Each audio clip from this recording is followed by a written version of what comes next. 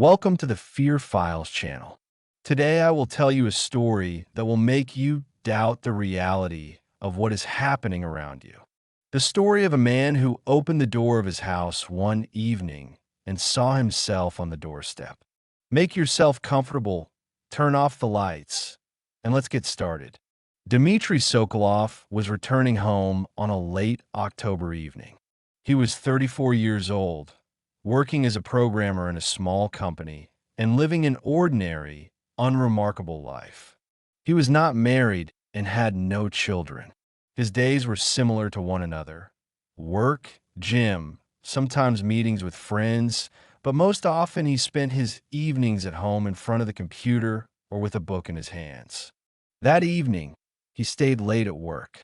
An important project had to be completed by morning, and Dmitry spent almost 12 hours in the office. When he finally went outside, it was past midnight. The city was plunged into darkness.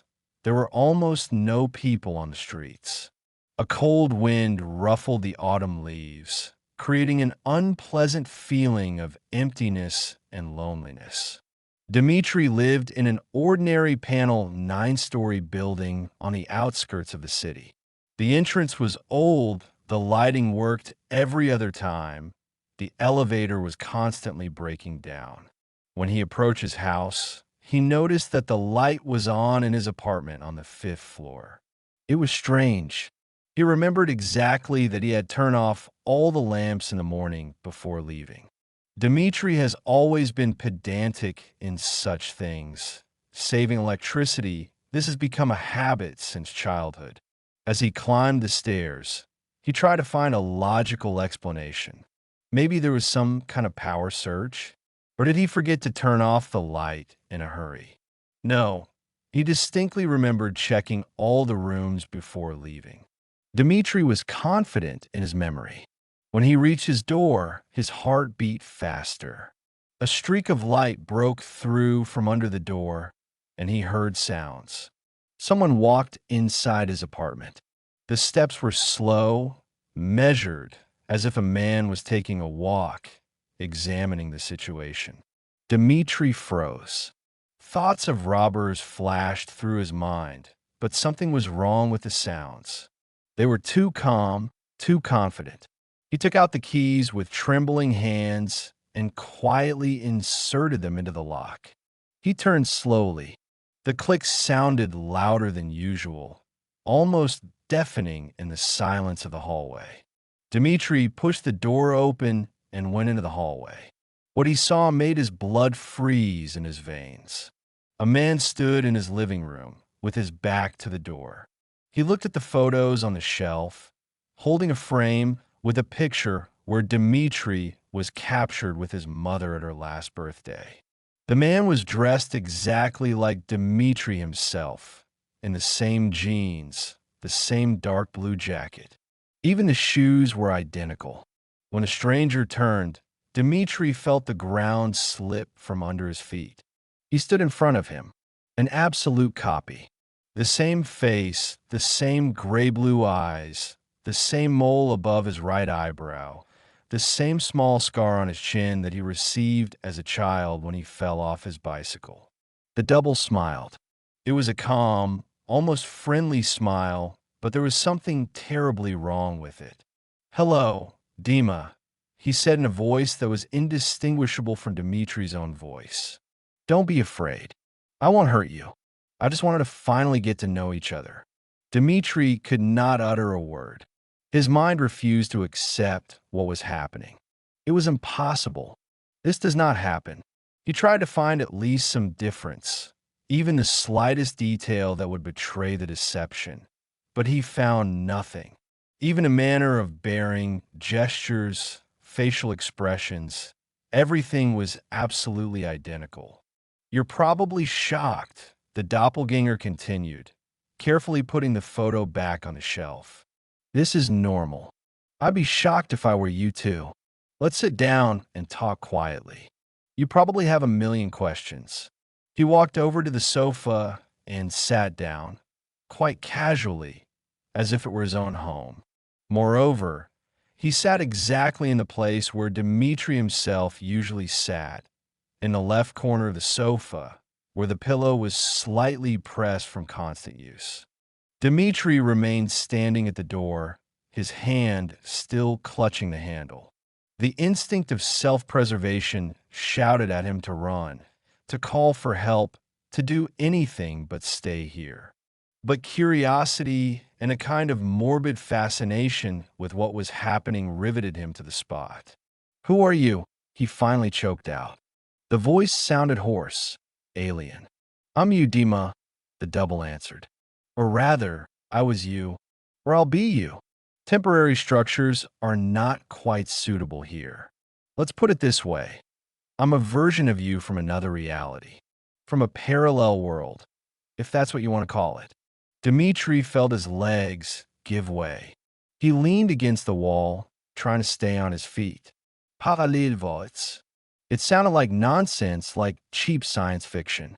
But the man sitting in front of him on his couch was real. Too real. "It's impossible," he whispered. "Well, it is possible," the double objected mildly. "Look at me. Do I look like a hallucination? Do I look like some kind of optical trick? I'm here. I'm real, and I know absolutely everything about you. Because I've lived the same life. Every day, every moment, up to a certain point. Our realities have diverged like the branches of a tree, but we have a common root." Dmitry slowly approached the chair opposite the sofa and sank into it. He had to sit down, otherwise he would have fallen. His brain was frantically trying to find a rational explanation. Maybe this is a prank, some kind of complex hoax? But who and why would arrange such a thing? "Okay," he said, trying to pull himself together. "Suppose I believe this nonsense. What are you doing here? Why have you come?" The double leaned back on the sofa, completely relaxed, and looked thoughtfully at the ceiling, just as Dmitry himself usually did when he was thinking about a difficult problem. "I came because I felt lonely," he said quietly. "In my reality, I made a mistake. A big mistake. And now I live with the consequences. I wanted to see how things could have turned out differently. To look at the life I lost." "What mistake?" asked Dmitry, not understanding why he was so interested in it. The double looked at him, and a deep sadness flashed in his eyes, so sincere and human that Dmitry felt his skepticism begin to crumble. "Do you remember Alena?" asked the double. Dmitry's heart skipped a beat. Alena. Of course, he remembered. How could he forget? Alena was the love of his life, the very only one that is written about in books and shown in films.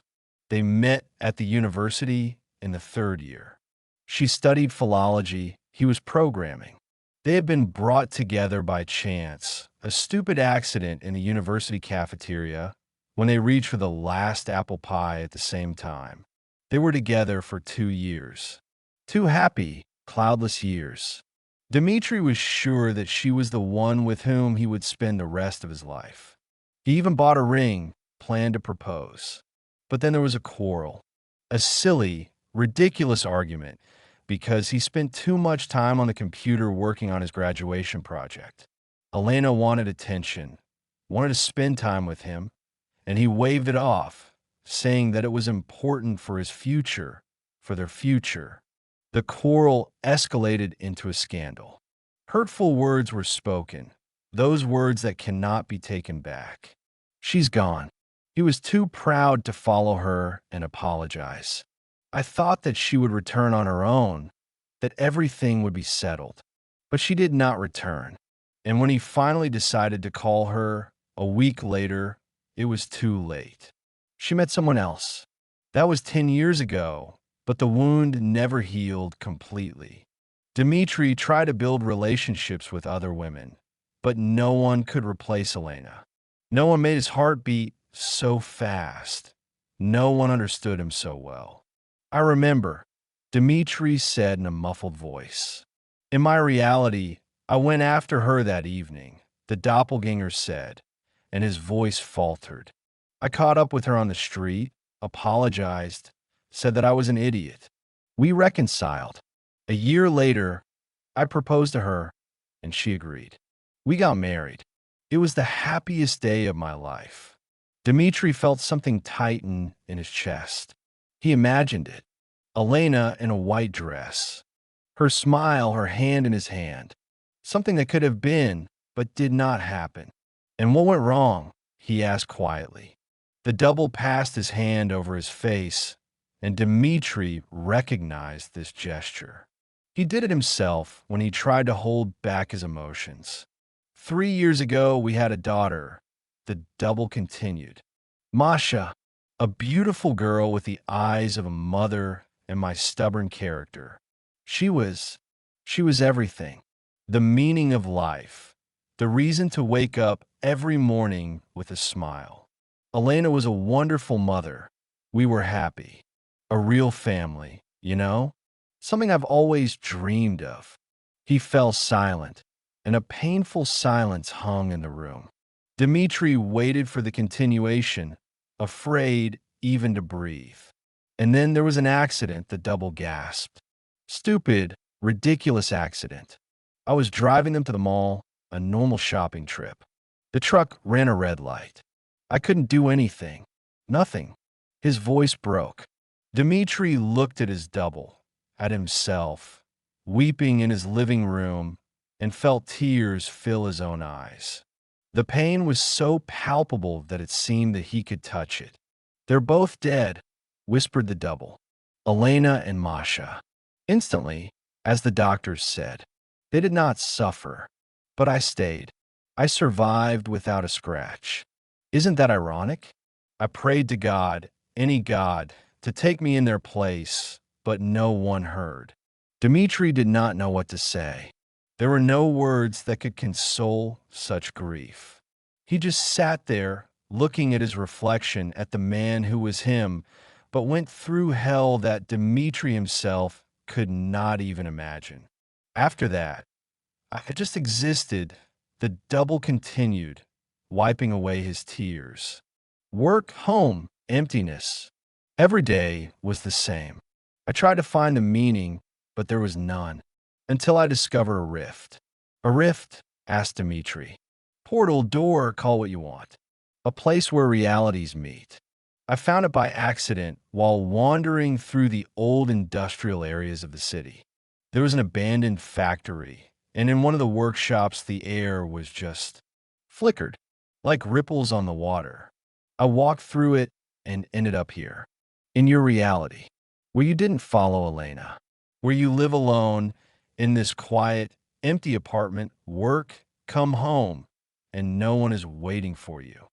Dmitry felt a pang of resentment. His life was really lonely, but he coped. He had a job, stability, peace. He convinced himself that this was enough for him. But the words of the double exposed the truth from which he had been running for years. And now what? He asked. Will you stay here? Will you take my life? The double shook his head. No, I don't. I can't. Even if I wanted to, it is impossible. Realities do not tolerate duplication.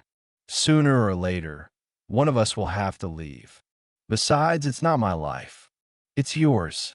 I just wanted to see how things could be. To remind myself that I once made the right choice, even if everything collapsed anyway. He got up from the sofa and walked to the window, looking out over the city at night.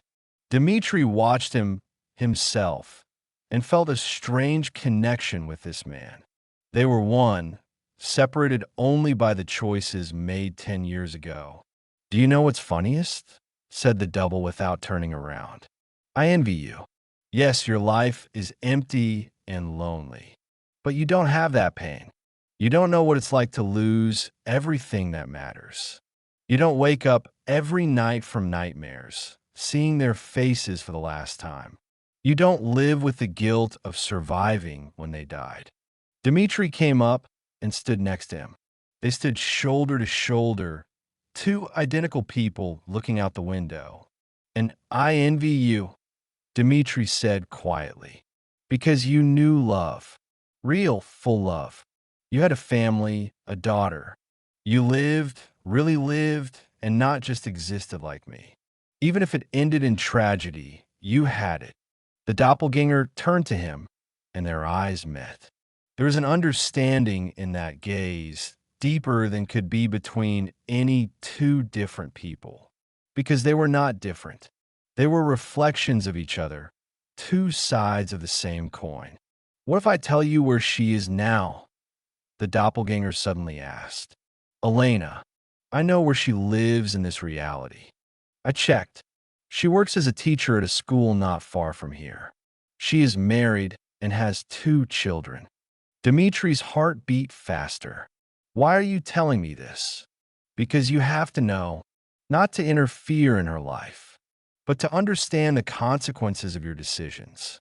That night when I went after her and you didn't, determined everything. Every choice has a price. You chose pride, I chose love. You got loneliness, I got happiness, and then unbearable grief. Dmitry moved away from the window and sank back into his chair. My head was spinning from the information, from emotions from this whole crazy evening. Why are you actually here? He asked. Not just to talk. You have a reason. The double grinned, and there was something bitter in that grin. You've always been shrewd. Yes, there is a reason. The rift I went through is widening. More and more every day. Soon the boundaries between realities will begin to crumble. Your world and mine will begin to mix. It's a disaster, you know? Two identical people cannot exist in the same reality for a long time. This creates a paradox, a gap in the fabric of space-time. And what can we do? I have to go back, close the rift from the inside. But for that, I need your help. I need you to come with me to the rift. Your presence, our unification for a short time, will create enough energy to seal the portal forever. Dmitry looked at him suspiciously. And what will happen to me? Nothing. You will return here to your life. Everything will be as before. Only the rift will be closed, and you'll never see me again. Something in the words of the double sounded wrong. Dmitry could not catch what it was, but the feeling of anxiety was growing. You're lying, he said quietly. I know because I'm you. I can see in your eyes. You're not saying something. The double froze, then smiled slowly. But this smile was different, cold, calculating. You're right, he said. I'm really not saying something. You see, there's a way to fix the past. If we switch places, if you go through the rift into my reality and I stay here in yours, there will be a shift. The timelines will be rebuilt. I will get a chance to live again for the last 3 years. Prevent an accident. Save them. Dmitry grew cold. And what will happen to me? You're going to take my life. The life of a man who lost everything. But think about it, Dima. Is your life here so beautiful? You're lonely, unhappy, you live with regrets. At least there you will know that you have made a real sacrifice, that he saved 2 innocent lives. You're crazy. Dmitry gasped, jumping up from his chair. You want to steal my life? Your life? Laughed the double bitterly. What kind of life? You've just admitted that you're jealous of me. You exist, but you don't live. And I ask you to give me a chance to save my family. Is that a lot? Dmitry backed away to the door. He had to leave, immediately call somebody, the police, anybody. But the doppelganger blocked his way, moving at incredible speed. They collided, and Dmitry felt a power equal to his own. Listen to me, hissed the double, grabbing him by the shoulders. I don't want to hurt you, but I'll do anything to get them back. All. You understand? Come with me voluntarily, and I promise your transition will be painless. You will just wake up in another reality. It will be like waking up from one dream and ending up in another. They wrestled, locked in a strange, mirror-like dance. Every movement of Dmitry was predicted by a double, because they were the same reflexes, the same patterns. It was a struggle of man with himself, and it could not end in victory. Finally, they both collapsed to the floor, breathing heavily. Dmitry looked at the ceiling, feeling tears streaming down his face. Tears of despair, rage, powerlessness. "I can't," he whispered. "I can't give you my life. Whatever it is, this is my life." The double was lying nearby, also looking at the ceiling. For a while, they just lay in silence. "I knew you would say that," the doppelganger finally said, "because I would say the same thing. We're the same, after all. Selfish, stubborn, clinging to what we have, even when it is almost nothing." He stood up and held out his hand to Dmitry. After a moment's hesitation, Dmitry took hold of it, and the double helped him up. "There's another way," said the double, "but it requires the consent of both. If we both go through the rift at the same time, a merge will occur. We will become one. One person who combines the memory and experience of both realities. This will close the portal and solve the paradox." "But who will we be?" asked Dmitry. "You or me? We will be both, and none of us. A new personality born from fusion. You will remember both my life and yours. You will know the happiness of love and the bitterness of loss. You will be more complete than any of us individually." Dmitry went to the window, looking at the lights of the city. He thought of his empty life, of endless identical days. He thought about Alena, about the daughter who never existed, about the love he had missed. "And if I refuse," he asked, "what then? Then I'll go back alone. The rift will eventually close on its own, but the consequences will be unpredictable. Perhaps both realities will suffer, or perhaps nothing will happen. I don't know for sure, but you will remain here in your life as it is." Dmitry turned to the double. "What if I want to try again? With Alena, in this reality? You said she was here, married, with children. But what if? What if there is a chance?" The double shook his head sadly. "Some moments do not repeat twice, Dima. The window of opportunity closed 10 years ago. You could try, of course. You can find her and talk to her. But she is happy in her life. She has a different family, a different fate.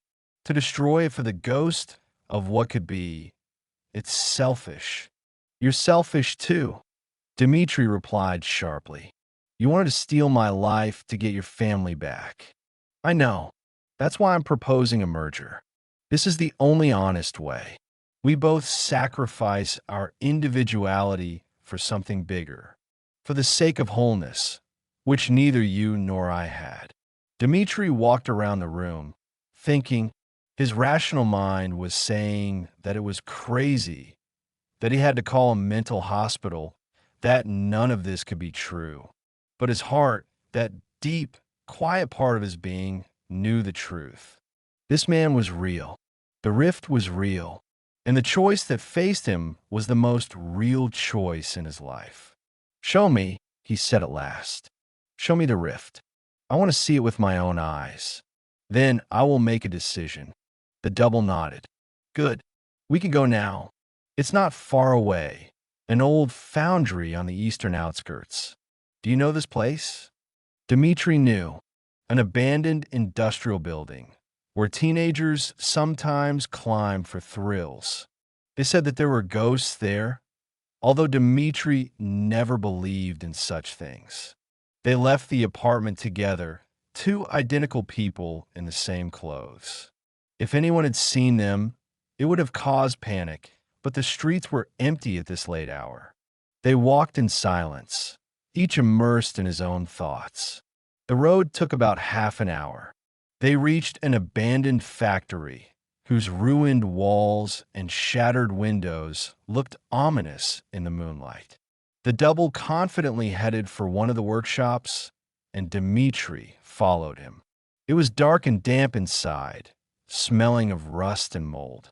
Their footsteps echoed in the empty space. The double turned on the flashlight on the phone and led Dmitry deep into the building. And then Dmitry saw it. In the center of one of the workshops, the air was really flickering, like ripples on the surface of an invisible pond. It was as if space itself was trembling and distorting. Approaching, Dmitry felt a strange sensation, as if the air had become thicker, denser. The hairs on his arms stood on end from the static electricity. "Here he is," said the double. "A rift between our worlds. Handsome, right?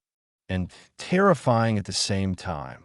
Dmitry held out his hand, and when his fingers touched the shimmering air, he felt a tingling sensation like a faint electric shock. Suddenly, images flashed through his mind. Another city, different people, another version of himself, living a different life. He pulled his hand away, panting. What was that? The first touch of an alternate reality, the doppelganger explained. If you go through, the transition will be complete. And if you enter together, holding hands, there will be a merger.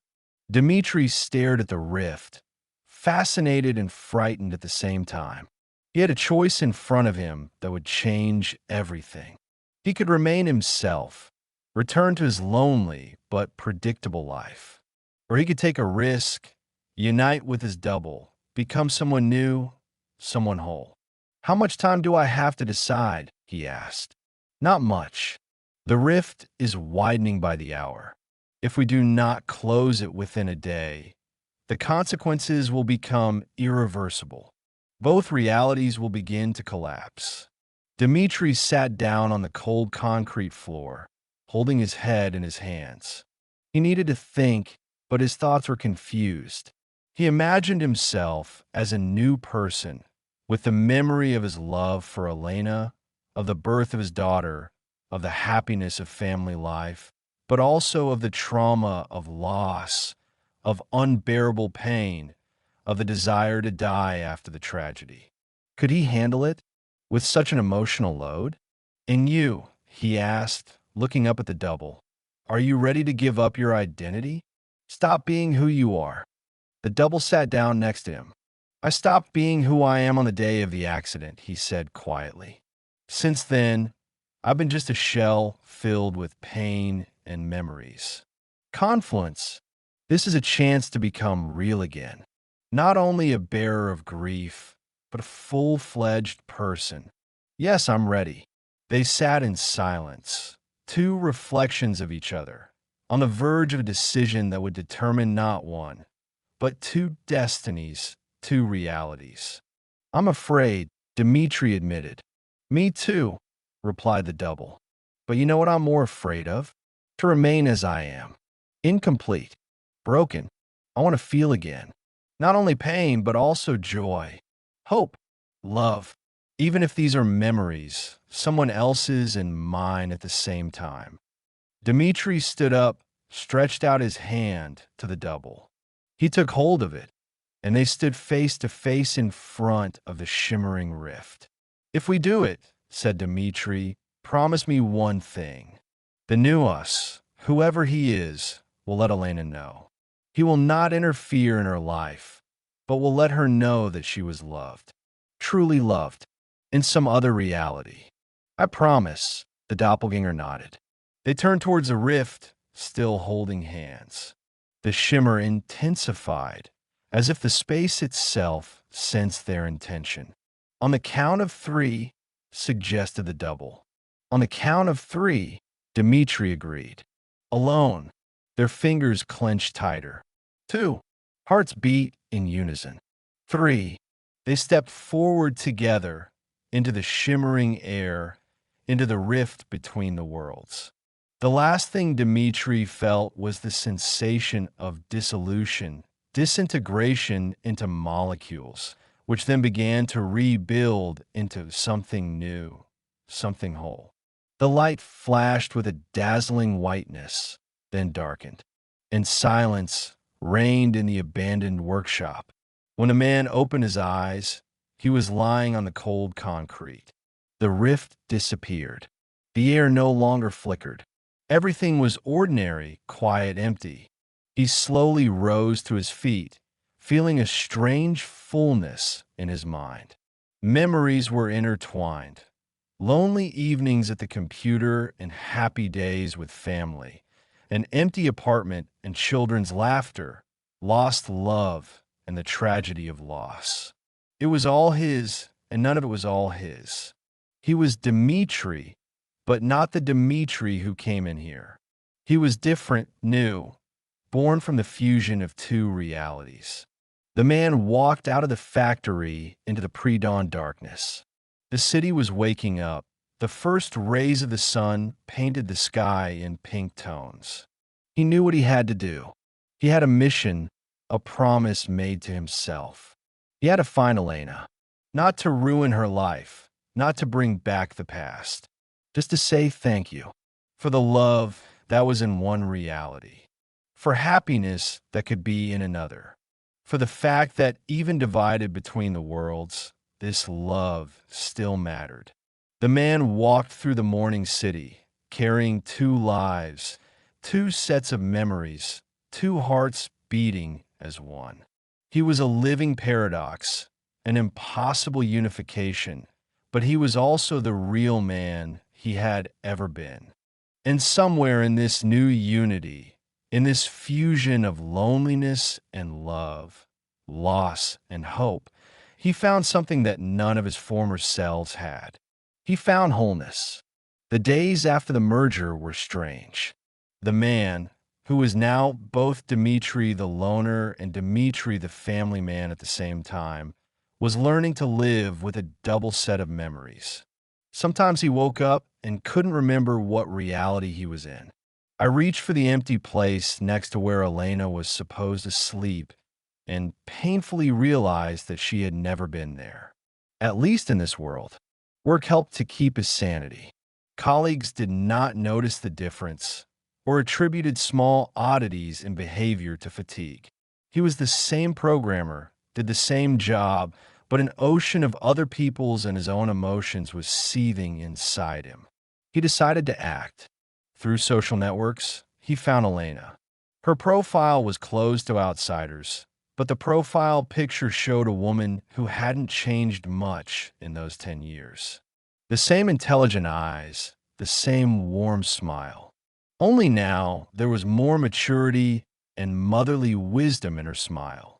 He learned the name of the school where she worked, not to haunt or bother her, just to see, make sure she's happy.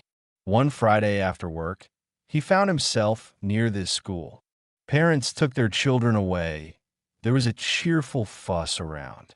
And then he saw her. Alena was leaving the building, accompanied by a little girl of about 7 years old and an older boy. They were laughing at something, and the sound of that laughter pierced his heart. In the one reality he remembered, these could be their children. But not here. Here she chose another, built a different life. He stood across the street, watching. And suddenly Alena raised her eyes and looked directly at him. Her face showed surprise, then confusion. Did she recognize him? Or did she just notice a person who was staring too closely? Before he could leave, she waved to the children, told them to go to the car, and walked towards him across the road. "Dmitry," she said uncertainly, coming closer. "Is that really you?" He nodded, unable to speak. To see her so close, to hear her voice after so many years. "I can't believe it," she continued. "How many years have passed? 10? More? What are you doing here?" I work nearby," he lied. "Just passing by." She studied his face, and there was something in her eyes, an understanding that went beyond words. "You look differently," she said. "I can't explain, but it seems to be more serious." "Tired. A lot has happened," he replied evasively. An awkward pause hung between them. So many unspoken, so many years passed in silence. "Listen," Alena finally said, I know that it didn't end well between us. That quarrel was stupid. We were both young and proud. But I want you to know that I don't hold a grudge. Moreover, sometimes I think about those times about us, and these memories warm me. He felt a lump rise to his throat. Are you happy? He asked. In your life now? She smiled, and that smile was genuine. Yes, my husband is a good person. The children are wonderful. Not everything is perfect, of course, but who is it? How about you? Family? Children? He shook his head. No, I don't. I'm alone. All this time. Sympathy flashed in her eyes. I am sorry. You deserve to be happy, Dima. You deserve to find someone. I've already found it, he said quietly. A long time ago. But he missed it. It was my mistake. Alena put her hand on his shoulder, a light, friendly touch. It's never too late to start anew. Believe me, he wanted to tell her everything. About the double, about the rift, about the fact that in another reality they were together, were happy, created a family. About the fact that they had a daughter named Masha, who laughed like her and was stubborn like him. I wanted to tell you that their love was so strong that it overcame the boundaries between the worlds. But he could not. That would sound like the ravings of a madman. Thank you, he said simply, for the time that we spent together, for being a part of my life.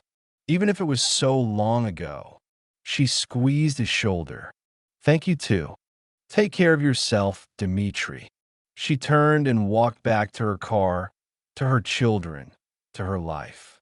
A life that did not include him. And he looked after her, feeling a strange relief. He kept his promise. He let her know, not with words, but with his presence, that the love was real.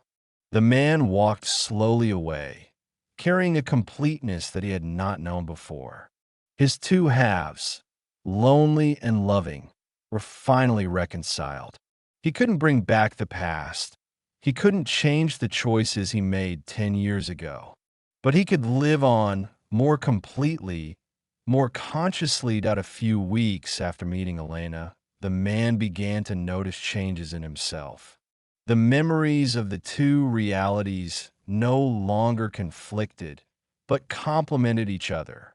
He learned to accept the pain of loss not as a curse, but as a reminder of how precious love was. And loneliness ceased to be emptiness, turning into a space for reflection and growth. He began to write, at first just for myself, writing down the strange story of my fusion, the experience of two lives in one body. But gradually it turned into something more. He wrote about choices and their consequences, about the roads we don't take, about the ghosts of what could have been. He published his first story in a small literary magazine under a pseudonym. To his surprise, he received a response. People wrote to him, shared their stories about missed opportunities, about the love they lost, about the lives they could have lived. It turned out that his experience, incredible and fantastic, resonated with something universal in human nature. Everyone lives with the ghosts of their unrealized selves, with versions of themselves that have made different choices. One evening, while working on a new story in his apartment, he heard a knock on the door. It was unusual. He was not waiting for guests. Opening the door, he saw a woman in her early 30s. Unfamiliar, but with features that seemed vaguely familiar. Sorry to bother you, she said nervously. My name is Alena. I read your story in the magazine. The one about the man who met his double. I know it sounds crazy, but something similar happened to me, and I have no one to talk to about it. Everyone thinks I'm crazy. The man stared at her silently for a few seconds, then opened the door wider. Come in, he said. Let's talk. She came in, and as he closed the door, he felt a strange premonition. The rift was closed, he was sure of it. But what if there were others? What if the boundaries between realities were thinner than anyone imagined? They sat down in the living room, and Irina began her story about how a month ago she met a woman who looked exactly like her, but claimed to have come from a world where she had made a different decision at a critical moment in her life. About how they talked all night, sharing memories of lives that were similar but differed in key details. The man listened, and with each word his confidence grew. He was not alone. The phenomenon of rifts between realities was wider than he thought. And perhaps he had a new purpose, a new meaning of his existence. To help people like Irina, those who are faced with the impossible, with the ghosts of alternative realities, those who needed to understand and accept what the rational world refused to recognize. When Irina finished her story, he poured tea for both of them and sat opposite them. "You're not crazy," he said firmly. "What happened to you is real. I know because I've been through something like that, and I'll help you deal with it." For the first time in weeks, she smiled, and in that smile there was the relief of someone who had finally found someone who believed.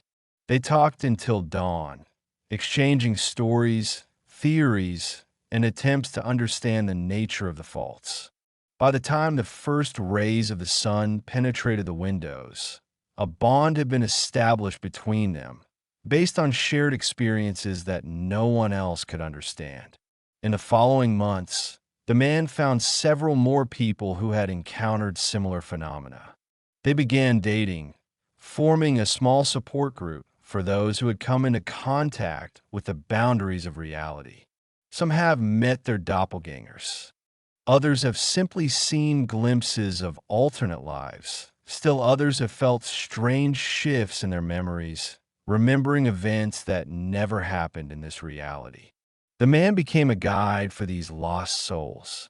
And in this role, he finally found the true purpose of his existence. The fusion of his two selves prepared him for this, gave him a unique perspective that no one else had. One day, a year after that night in the abandoned factory, he went there again, the place where the merger took place. The workshop was empty and quiet, no trace of a break. But as he stood there, he felt the presence of something, an echo of an event that would change him forever. "Thank you," he whispered into the void, not knowing exactly to whom he addressed these words. Your double? Universe? Himself? Perhaps all at once. He walked out of the abandoned building on a bright autumn day. Leaves fell from the trees like a golden rain, and there was a premonition of change in the air. The man smiled, feeling for the first time in a long time not regret for the past, but hope for the future. He was no longer alone. Not in the usual sense, of course. He still had no family, no partner, no children. But he carried within him a love that was real in another world. The memory of a daughter whom he had never held in his arms, but whom he remembered with incredible clarity. And he had people whom he helped who needed him. It was a strange life, the life of a man who existed on the border between realities, who remembered two destinies at the same time. But it was his life, unique and filled with meaning.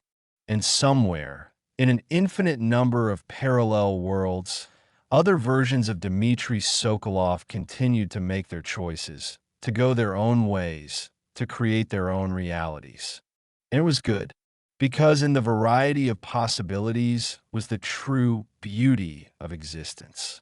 The man walked down the street, heading home. He had a meeting in the evening with a group. A new person was supposed to come, someone who had seen the rift and was afraid of going crazy. He needed to prepare, think about what to say, how to help. But first, he will go to a cafe that was on the way. The same cafe where 10 years ago he sat after a quarrel with Alena, trying to decide whether to follow her and apologize. Where he made a choice that defined one reality, while his counterpart made another choice in another reality. He will buy coffee sit by the window, and think a little about the roads that diverge in the yellow forest, about the choices we make and the versions of us that other choices make in other worlds. And he'll smile because now he knows it doesn't matter which road you choose. What matters is what you do with this choice afterward, how you live with the consequences, how you grow, how you find meaning even in the strangest and most incredible circumstances. The man, who was two people and none of them at the same time, continued his way through the autumn streets. In his pocket was a list of names, people waiting for his help. There were memories of two lives in his head. In his heart was a hope for a future that had not yet been written. And in the abandoned factory on the eastern outskirts of the city, the space remained calm and motionless. The rift was closed. But in the fabric of reality, there is forever a thin line, an invisible scar, a reminder that once here two worlds touched, and something new was born. Something whole. Thank you for being with us on the Fear Files channel. This story reminds us that every decision we make creates a new reality, a new version of ourselves. And perhaps somewhere in a parallel world, you have made a different choice. You are living a different life. But this life, here and now, is your reality. Live it completely. Do not regret the roads not taken, but do not forget that every choice matters. See you again in the dark. Good night.